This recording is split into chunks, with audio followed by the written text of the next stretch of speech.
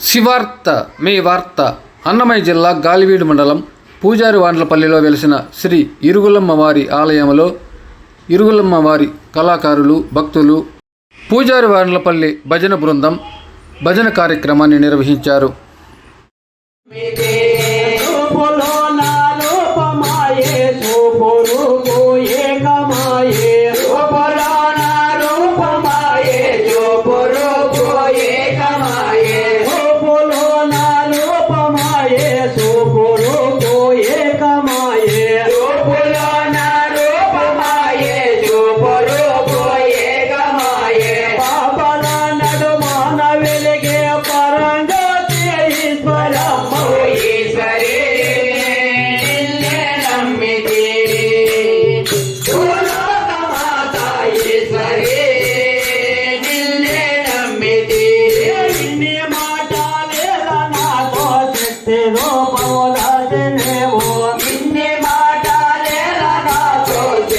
రూపము దాచినావు